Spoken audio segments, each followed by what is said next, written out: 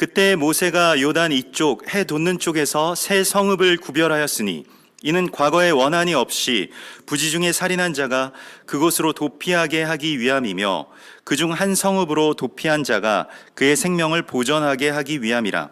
하나는 광야 평원에 있는 베셀이라 르우벤 지파를 위한 것이요 하나는 길앗 라못이라 갓 지파를 위한 것이요 하나는 바산 골란이라 므낫세 지파를 위한 것이었더라.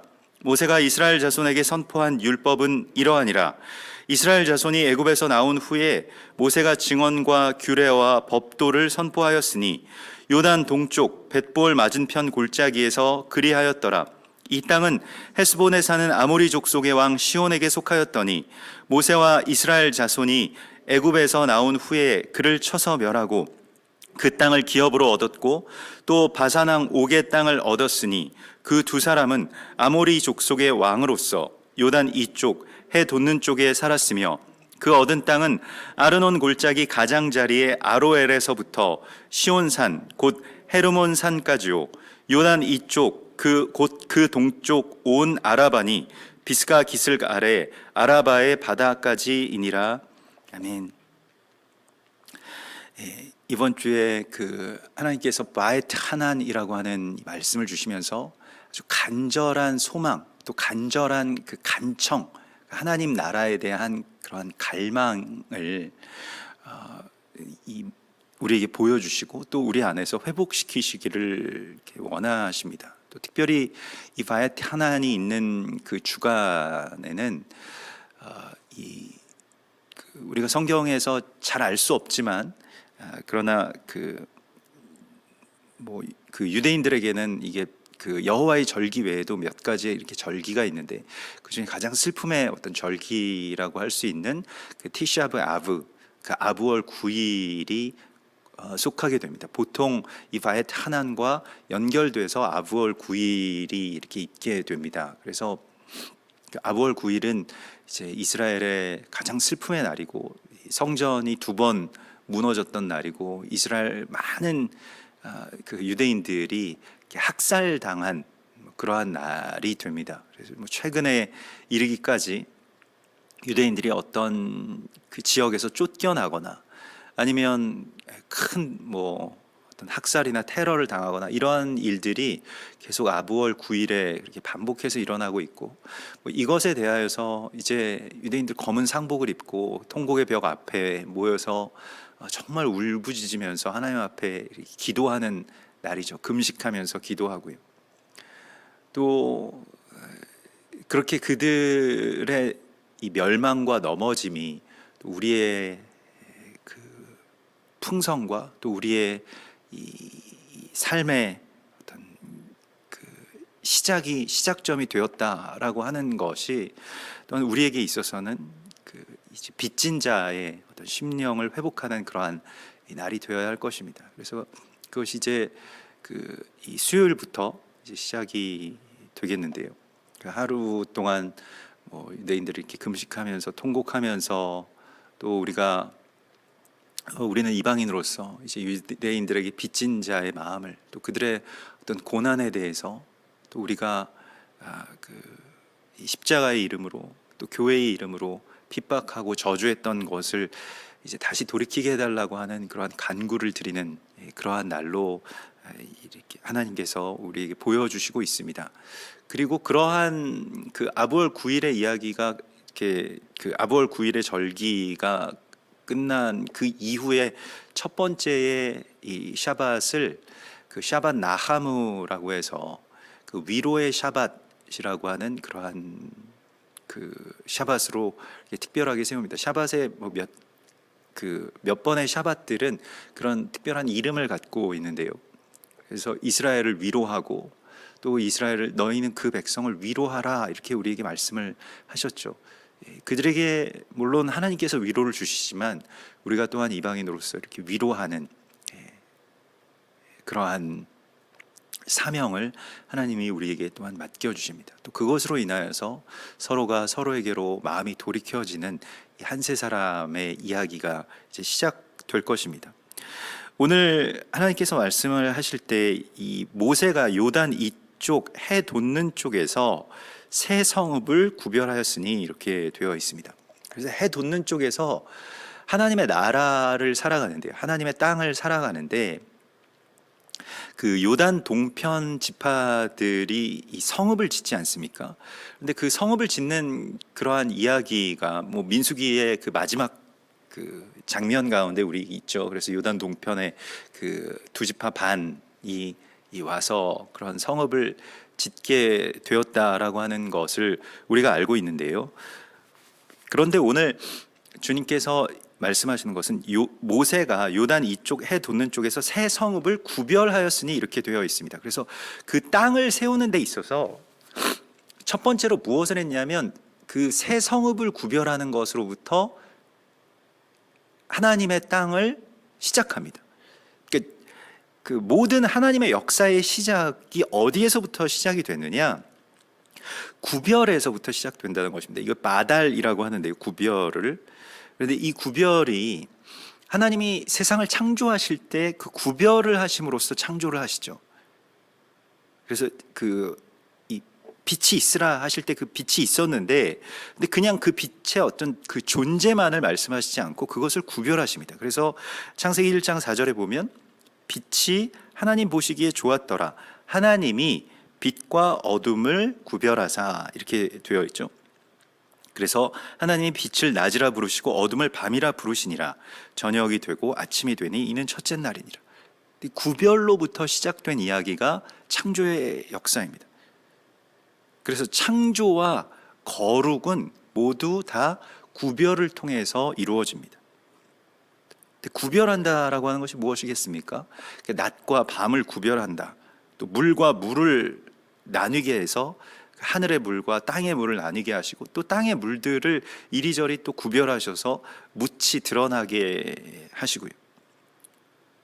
그 구별을 통해서 어떤 존재가 나타나게 하시는 것이 이제 하나님의 창조의 방식이고, 또한 그것이 이제 거룩의 시작이고 하나님의 나라의 시작도 역시 구별해서 새 성읍을 세우는 이야기로부터 시작이 됩니다. 그래서 혼돈과 공허로부터 창조의 질서를 하나님께서 구별하셨고요. 또 많은 민족 가운데서 이스라엘 백성들을 구별해서 세우시고, 또 이스라엘 민족 가운데서 레위인들을 구별하시고요. 또 레위인들 가운데서 제사장을 구별하시는 그 구별의 모습을 우리가 보게 됩니다. 레위기 20장 24절에서 나는 너희를 만민 중에서 구별한 너희의 하나님 여호와니라 이렇게 말씀을 하시는데요. 에스겔서 22장에 보면 이스라엘 백성들의 범죄에 대하여서, 특별히 제사장들의 범죄에 대하여서 이렇게 말씀하고 있습니다. 그 제사장들은 내 율법을 범하였으며 거룩함과 속된 것을 구별하지 아니하였으며 부정함과 정한 것을 사람이 구별하게 하지 아니하였으며 그의 눈을 가려 나의 안식일을 보지 아니하였으므로 내가 그들 가운데서 더럽힘을 받았느니라. 이렇게 구별한다, 나를 구별하고 또 거룩한 것과 부정한 것을 구별하는 것 자체가 하나님의 성품이고 하나님의 나라를 만들어가는 어떤 그런 그 동력이 된다라고 말씀을 하시고 있습니다. 그래서 우리가 그 어떤 것에서 하나님의 속성을, 또 하나님의 마음을, 하나님의 거룩을 그렇게 구별해내는 것, 이걸 뭐 발견해서 또 구별해내는 것이 이제 하나님께서 우리 가운데 주시는 어떤 힘이고, 또 우리가 주님 앞에 간청해야 될 일이라고 주께서 말씀을 하십니다. 실은 이 구별이 있어야, 거룩함과 속된 것의 구별이 있어야 연합도 있을 수 있고요. 연합과 혼합의 차이는 이 구별이 있느냐 없느냐의 차이입니다. 구별 없이 그냥 모든 것들을 다 수용해야 된다라고 하는 것은 혼합이죠. 그러나 동성애자들이 이 남자와 여자의 연합을 이룰 수 있습니까? 오히려 불가능할 것입니다. 그 구별을 통해서만 하나님께서 주시는 그러한 이 참된 창조의 이 역사와 또한 그 구별을 통해서만 하나님의 나라가 세워지게 되는 것을 우리가 보게 됩니다. 그래서 우리가 이제 구별을 한다라고 할 때 그 구별의 어떤 그러면 그 기준이 있어야 되고 또 구별의 도구가 있어야 될 것인데, 그것을 이제 말씀이라고 하시는 것입니다. 그래서 규례와 법도라고 하는 것으로 우리 가운데 계속해서 말씀하시죠. 규례는 하나님께서 정하신 것, 이게 그 제정하다라고 하는, 그래서 그 판에서 써서 주시다 이런 뜻이 되죠. 그래서 그 호크라고 하는 것이고요. 또 이 그 법도라고 하는 것은 이제 그 들은 말씀, 하나님께서 정하신 것을 삶에서 어떻게 적용시킬 것이냐, 이게 그 뭐 샤파트 혹은 미슈파팀, 이러한 그 말로 계속해서 우리 가운데 말씀하십니다. 그런데 오늘은 그 어떤 공간을, 땅을 먼저 구별해서 그 거주의 목적을 하나님께서 우리에게 말씀을 하시고 있습니다. 그러니까 그곳에 약속의 땅을 짓는데, 그러면 약속의 땅, 이 땅이 이제 약속의 땅이 되는 것이고, 실은 이것이 그냥 요단 저쪽에 하나님께서 정하신 가나안 땅이 있으니까 그곳으로 우리가 다 들어가야 된다, 이렇게 하나님께서 말씀하신 것인데, 지금 이 두 지파 반 사람들이 이곳에도 하나님의 나라를 짓고 싶습니다. 그러니까 요단강을 먼저 돌파해서, 이게 뭐 나중된 자가 먼저 되고 먼저 된 자가 나중되는 그런 이야기와 같죠. 그래서 이 요단 동편이라고 하면 이제 이방의 땅입니다. 그런데 이방의 땅에서부터 어떤 이야기가 시작이 됩니다. 그런데 이방의 땅에서 이스라엘 백성들이, 유대인들이 거주하였다라고 하는 것으로 하나님의 나라가 시작된 것이 아니고요. 이방인의 땅에서, 그러니까 요단 동편에서, 동쪽 해돋는 곳에서 어떤 일이 있었냐면 새 성읍을 구별하는 것을 통해서 하나님의 나라를 시작하는 것을 우리가 보게 됩니다.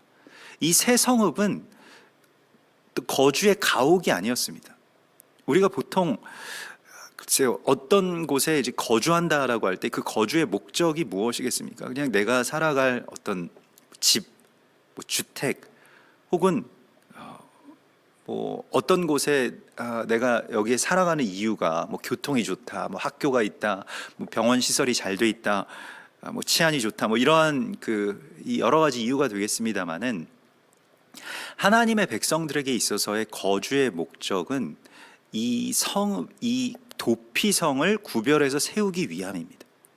도피성을 세우기 위해서 그들이 그곳에 거주하는 것이지, 그냥 그들이 그 거주한 곳에서 나중에 남는 땅을 어디 하나님 말씀하셨으니까 그냥 도피성으로 짜투리 땅을 주는 것이 아닙니다. 그래서 도피성은 그 교통의 요지에 세워졌습니다. 그러니까 아리 미클라트라고 해서 모든 길은 도피성으로 다 통하게 되어 있습니다. 그러니까 이 사방팔방으로 다 그렇게 연결되어 있는 그 길목, 그러니까 사람들이 그냥 다 이렇게 돌아다니다가 그 길을 따라서 걷다가 보면 들어가게 될 수 있는 곳이 바로 도피성인데, 이 성읍을 세우는 이야기로부터 하나님의 나라의 어떤 땅이 이제 시작이 되는 것을 보게 됩니다. 그 약속의 땅을 우리가 세워 나가는 데 있어서 뭐 집을 먼저 세우느냐, 뭐 성전을 먼저 세우느냐, 혹은 뭐 그 주택이나 뭐 학교나 뭐 다른 어떤 시설들을 먼저 세우느냐, 그것이 아니라 도피성을 먼저 세운다. 그것이 이제 하나님의 땅의 어떤 특별함이라고 할 수가 있겠습니다. 그래서 이 도피성이라고 하는 것이 무엇일까요? 도피성이라고 하는 것 자체가 예수와의 성품을 그대로, 예수와의 모습을 우리 가운데 그대로 드러내고 있고요. 또 도피성이라고 하는 것, 이 도피성의 이름들을 보면 그곳의 어떤 그 의미가 다 예수와와 연결되는 것을, 예수와의 고난과 또 예수와의 십자가와 예수와가 우리의 산성되심과 연결되는 것을 우리가 보게 됩니다. 그래서 도피성, 우리가 그 민수기에서도 나누었던 것과 같이 대제사장이 죽으면 그 도피성을 나와서 이제 자기의 집으로 이제 그 살인한 자가, 그래서 이 죽음을 면하고 자신의 이 거처로 돌아갈 수 있게 되었죠. 그래서 그 대제사장의 죽음과 연결된 성읍이라고 하는 것이 굉장히 중요하고요. 또 그것이 이제 이 예수와의 모습과 연결되는, 예수와께서 이 피할 반석이 되시고 또 피할 산성이 되시는 그러한 그 이야기, 그러한 구원의 이야기를 우리에게 말씀하시고 있습니다. 그래서 부지 중에 살인한 자라고 하는 것이 이제 모든 이 땅의 사람들의 죄죠. 우리의 원죄이기도 하고 또 우리가 그리스도 예수를 십자가에 못 박은 우리도 알지 못하는 사이에 내가 늘상 우리의 삶 가운데서 못 받고 있는 그 그리스도 예수와에 대한 이야기, 또 이 형제 살해라고 하는 그 가인과 아벨에서부터 시작된 모든 증오와 그 다툼의 이야기를 다시 돌이키는 것이 이제 우리의 이 모든 땅의 회복에 있어서의 첫 머리라고 말씀을 하시고 있습니다. 그래서 도피성을 구별해서 세우라라고 하는 말씀을 주님이 주시는데요. 이는 과거에 원한 없이 부지 중에 살인한 자가 그곳으로 도피하기 위함이며 그중 한 성읍으로 도피한 자가 그의 생명을 보전하기 위함이라. 그래서 이 예수님을 미워해서 예수와를 내가 꼭 죽여야 되겠다라고 생각해서 죽이는 것이 아니죠. 우리가 알 수 없는 상태에서, 우리가 누굴 죽이는지도 알 수 없는 상태에서 우리의 저주를 통해서, 우리의 죄악을 통해서 그리스도 예수와를 다시 십자가에 못 박고 또 다른 형제들을 그렇게 살해하는 일들을 계속해서 하고 있죠. 형제를 저주하는 것, 형제에 대해서 그냥 비방하는 말을 하는 것만으로도 형제를 살해하는 것이라고 예수님께서 그렇게 말씀을 하시고, 또 십자가에서 계속해서 하나님 앞에 간청한 것이 있습니다. 그것은 저들이 모르고 하는 일입니다. 저들이 하는 일을 알지 못합니다 라고 하는 이 부지중이라고 하는 그 의미를, 또 그러한 모습을 그대로 말씀을 하십니다. 그래서 이 세 성읍의 이름을 좀 살펴보면요, 먼저는 베셀이고요. 베셀은 이제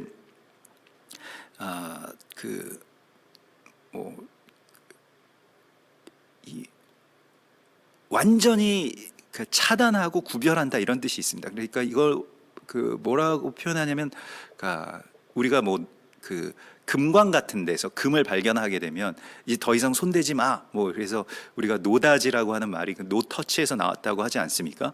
그 말입니다. 더 이상 여기에서는 이제는 더 이상은 손댈 수 없다라고 하는 것이죠. 아주 강한 제한이 여기에 있다는 것입니다. 그래서 접근할 수 없는 어떤 요새를 베셀이라고 말하고요. 이 피난처이신 그리스도 예수와를 우리가 이렇게 이 이름 가운데서 만나게 됩니다. 그리고 길르앗 라못인데, 이 길르앗이라고 하는 것은 이제 증거의 무더기라고 하는 뜻이고, 증거의 표징이라고 하는 뜻이고, 이 라못이라고 하는 것은 들어 올려지다라고 하는 것입니다. 그래서 예수께서 십자가에 들어 올려지심으로써 마치 광야에서 놋뱀이 들어 올려진 것과 같이 우리가 살게 되었죠. 그것을 보기만 하면 우리가 살 것이다 라고 하는 말씀을 주시는데, 그래서 높은 곳으로 들어 올리시는, 또 그것은 이 예수와를 들어 올리시는 것이기도 하지만 또한 우리를 나의 발을 사슴과 같게 하사 나로 나의 높은 곳에 다니게 하십니다 라고 하는 이 시편 18편 다윗의 고백과 같이 그렇게 하나님께서 또한 우리를 들어 올리시는, 그래서 이 세상에 막 이렇게 아둥바둥 살아가는 그러한 삶이 아닌 하나님의 나라를 살아가는 삶으로 우리를 또한 들어 올리시는 그런 모습을 우리가 이 안에서 보게 됩니다. 그리고 이제 이 세 번째 요단 동편의 마지막 도피성이죠. 바샨 골란입니다. 그래서 이 바샨이라고 하는 것은 이제 열매를 뜻하게 되고요, 또 기쁨과 풍족함을 뜻하게 되는데, 골란이라고 하는 것은 이제 포로됨을 뜻합니다. 그래서 포로가 되었다라고 하는 것이 이스라엘 백성들이 바벨론이나 아수르에 의해서 이제 끌려가게 되면 항상 이 지역을 통과해서 이제 북쪽으로 끌려가게 되는 것이거든요. 그래서 이스라엘의 북쪽, 갈릴리 북쪽 고원을 이제 골란 고원이라고 이야기를 하는데, 그 지역이 굉장히 목축이 잘 되고 또한 그러한 많은 열매들이 있습니다. 그래서 그 골란 지역에서 나오는 여러 가지 실과라든가 또 풍성한 열매들을 우리가 보게 되는데, 거기가 이제 바샨 골란인데, 이 골란이라고 하는 것이 이제 그래서 발가 벗겨지다라고 하는 그 뜻에서 나온 말입니다. 포로들을 끌고 갈 때 그냥 끌고 가는 것이 아니라 그 수치를 다 드러내서 그냥 알몸으로 발가 벗긴 그 상태를 이제 골란이라고 하는 말로 표현을 합니다. 그래서 그게 이제 포로라고 하는 것이고요. 우리가 전쟁의 포로가 될 때 모든 무장을 해제하고 또 완전히 다 알몸으로 완전히 다 벗겨서 그를 모욕하고 그를 끌고 가는 그러한 모습을 우리가 보게 되는데, 그래서 이 두 가지 좀 이질적인 어떤 이 단어의 조합인데요. 바샨이라고 하는 것은 아주 풍요로운 열매를 뜻하는 것이고, 포로라고 하는 것은 특별히 여기서 나오는 이 곤란의 포로는 굉장히 고통스럽고 치욕을 당하는, 그렇게 끌려가는 자를 우리에게 보여 주시고 있는데요. 이것이 이제 예수와의 십자가와 또 예수께서 그 십자가의 길을, 골고다의 그 언덕 길을 올라가시는 그 모습과 연결되죠. 이사야서 53장 7절에 보면 그는 도수장으로 끌려가는 어린 양과 털 깎는 자 앞에서 잠잠한 양같이 그의 입을 열지 아니하였도다. 그래서 그리로 끌려가시는, 도수장으로 끌려가시는 것과 같은 그 고난받는 종에 대해서 노래하고 있죠. 이 예수와의 이 고난의 모습과 이 도피성의 모습은 그대로 또한 연결이 되고요. 또 바샨 곤란이라고 하는 것은 그래서 포로들이 어떤 열매를 거두어서 돌아올 것이라고 하는 이 시편 126편 5절의 말씀과 연결됩니다. 그래서 울며 씨를 뿌리러 나가는 자는 반드시 기쁨으로 그 곡식단을 가지고 돌아오리로다, 이렇게 말씀을 하셨죠. 포로들은 울면서 이제 끌려 나간 자들입니다. 그런데 기쁨으로 어떤 곡식단을 거두어서 돌아오리로다 하시는 이 말씀이 이스라엘의 포로들, 특별히 이 남유다에서 바벨론으로 끌려간 유대인들은 이스라엘로 귀환했습니다마는 그 이스라엘 열지파들, 나머지 그 열지파들은 귀환하지 못했죠. 아직도 물론 이제 그런 알리야를 하고 있습니다마는 또 이 온 세계에 어떤 뿌려진 그 눈물로서 뿌려진 씨앗이 되었죠. 그래서 그 당시에 끌려왔던, 그래서 아수르에 의해서 포로로 이 열방 가운데 아수르가 또 특별하게 그런 정책을 펼칩니다. 그래서 그냥 아무 곳에서나 자기 그 제국의 땅이 미치는 그 아무 곳에나 다 그 이스라엘 그 열지파를 데려다가 그냥 흩뿌려 놓죠. 그래서 인도에도 있고 중국에도 있고 심지어 일본과 한국에서도 유대인들의 흔적들이 이렇게 발견이 되지 않습니까?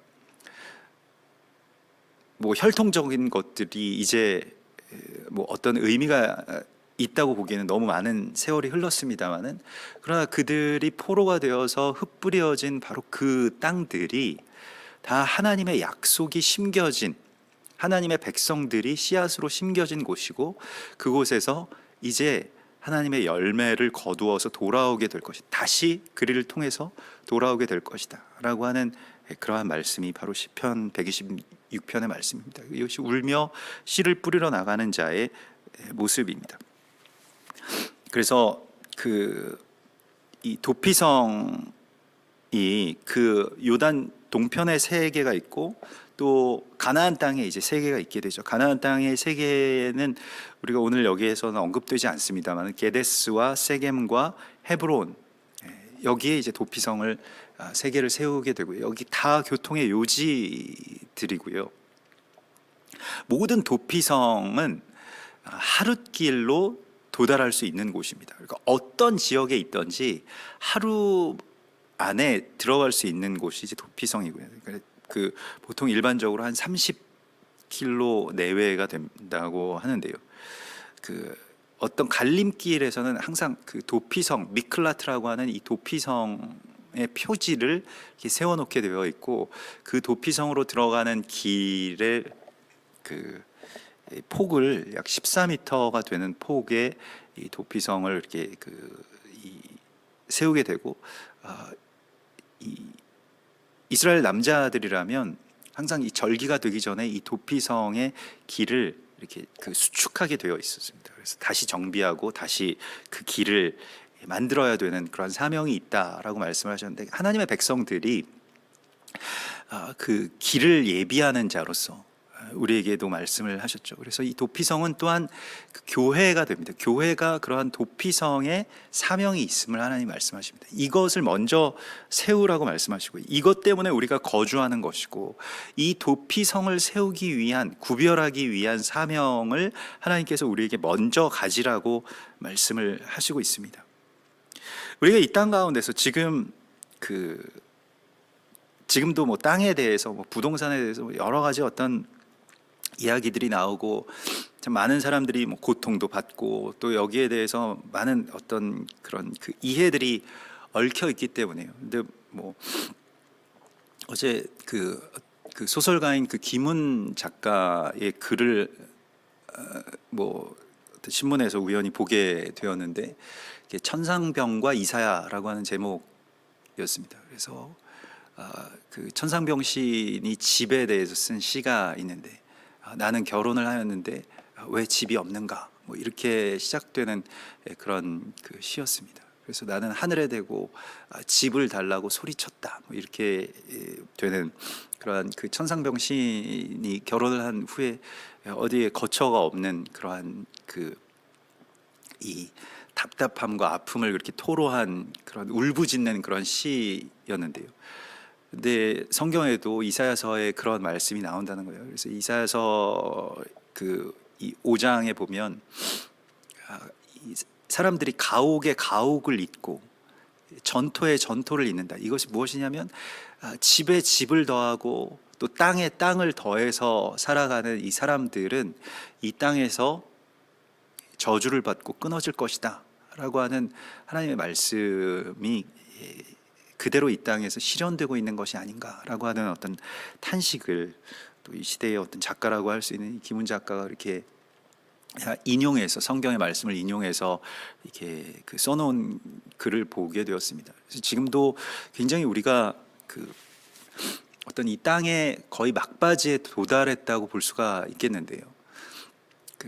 성경에는 이제 희년의 이야기가 나오고, 또 땅을 회복하는 그러한 사명이 이스라엘 백성들의 어떤 목적지이자 또한 이 출애굽 여정의 마지막 지점입니다.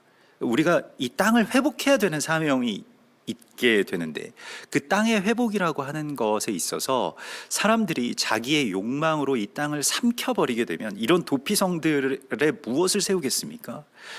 가장 좋은 땅을 자기가 차지하게 되고 도피성들을 다 사라지게 하고, 그리고 자신들의 어떤 거주나 또 그 거주뿐만이 아니라 그냥 어떤 소유의 목적으로 이 땅을 갖고 있으면 많은 사람들을 노예로 삼게 됩니다. 땅이 없는 사람들은 땅이 있는 사람들의 어떤 노예가 됩니다. 지금은 노예 제도가 폐지되었습니다마는 사실은 아주 정교하게 그러한 것들을 직면하지 않을 수 있도록 만들어 놓은 제도 안에서 우리가 살아가고 있죠. 그런데 중요한 것은 성경에도 보면 하나님의 이 하나님의 땅을 사람이 소유하는 것이 이제 바알 신앙이지 않습니까?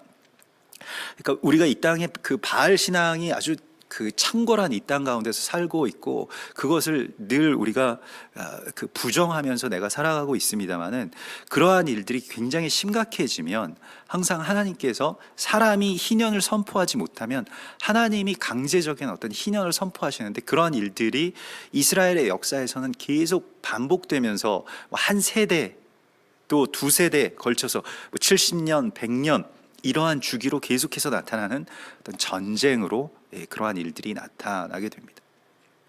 그래서 전쟁이나 혹은 뭐 극심한 기근이나 뭐 어떤 재앙들이 일어나게 되는데, 그것을 통해서 강제 희년이 일어나게 되고, 이스라엘 백성들에게 그 이사야 선지자를 통해서 하나님께서 말씀하신 것은 너희가 이 가옥에 가옥을 잇고 전토에 전토를 거기에다가 더해서 살아가는 것에 대해서 내가 심판할 것이다. 그러면서 하나님 말씀하신 것은 이것입니다. 그 땅에서 내가 너희를 포로 되게 해서 다 끌고 나간 이후에 그제서야 그 땅이 희년을 얻게 될 것이다. 그 땅이 쉬게 될 것이다. 그 땅에 너희가 안식을 주지 않았기 때문에 나는 그 땅에서 너희를 빼내어서 그 땅을 쉬게 할 것이다. 이것이 이제 강제 희년의 이야기가 되는데, 우리가 정말 기쁨으로 하나님의 이 사랑으로 하나님의 말씀으로 이러한 것들을 이제 그 나의 어떤 가장 첫 번째의 권세나 또 가장 첫 번째의 욕망을 하나님 앞에 드리고 또 그것을 통해서 이 도피성을 세워나가는 그러한 사명을 우리가 다 하지 못하면 성경에서는 하나님께서 희년을 시작하신다고 말씀을 하십니다. 땅을 쉬게 하신다고 말씀하십니다. 70년 동안 가장 오랫동안 지금 이 땅에서 쉬고 있는 저 비무장지대처럼 하나님께서 그렇게 땅을 쉬게 하셔서 하나님의 또 다른 이 도피성을 하나님께서 이렇게 지으시겠다고 말씀을 하시죠. 그래서 우리에게 있어서 지금 우리가 구별해서 세워야 될 무엇이 있다라고 말씀하시는데 그것이 바로 도피성이고요. 그래서 오늘 모세가 이스라엘 자손에게 선포한 율법은 이러하니라. 그래서 율법이 이러하다라고 이렇게 말씀하시는 것이 사실 신명기의 말씀이죠. 신명기는 이 율법의 등사, 그래서 율법이라고 하는 것이 있는데요.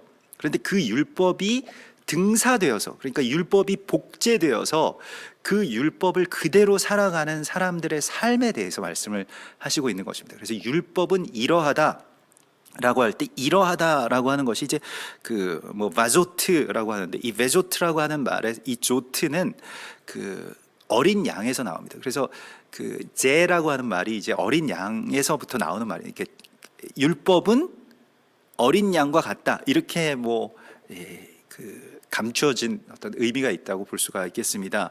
그래서 그것이 이 도피성을 세우는 이야기라고 말씀을 하시고요. 출애굽의 목적이, 거주의 목적이, 가나안 땅의 목적이, 우리가 살아가는 삶의 목적이 무엇이냐? 우리가 도피성을 세워야 되는 사명을 갖고 있다고 말씀을 하십니다. 세상에 많은 가난한 사람들이 있고요, 또 많은 연약한 자들이 있습니다. 물론 도피성이라고 하는 것은 어떤 큰 건축물이고 우리가 우리의 어떤 능력으로 할 수 있는 일이 아니라고 생각될 수도 있겠습니다만은, 우리가 세워나가는 안식일이 또한 누군가에는 도피성이 되는 것이고요. 내가 누군가에게 조금만이라도 쉼을 줄 수 있다면 그것이 우리의 삶에 있어서의 작은 도피성을 세우는 일이 됩니다. 이것부터 삶의 이유가 시작이 되는 것입니다. 먹고 살아야 되는 이유, 우리가 질병에 걸리지 않아야 되는 이유, 교육받아야 되는 이유, 돈을 벌어야 되는 그런 모든 이유에 대해서 하나님께서는 그리스도 예수와의 몸을 구별해서 세워나가는 이 도피성을 세우는 것이라고 말씀을 하십니다. 이것이 주님께서 우리에게 정하여 주신 규례와 율법이라고 말씀하십니다. 우리 같이 기도하겠습니다. 하늘에 계신 우리 아버지시여, 이름이 거룩히 여김을 받으시오며 나라의 임하옵시며 뜻이 하늘에서 이룬 것 같이 땅에서도 이루어지이다. 오늘날 우리에게 일용할 양식을 주옵시고, 우리가 우리에게 죄 지은 자를 사하여 준 것 같이 우리 죄를 사하여 주옵시고, 우리를 시험에 들게 하지 마옵시며 다만 악에서 구하옵소서. 대개 나라와 권세와 영광이 아버지께 영원히 있사옵나이다. 아멘.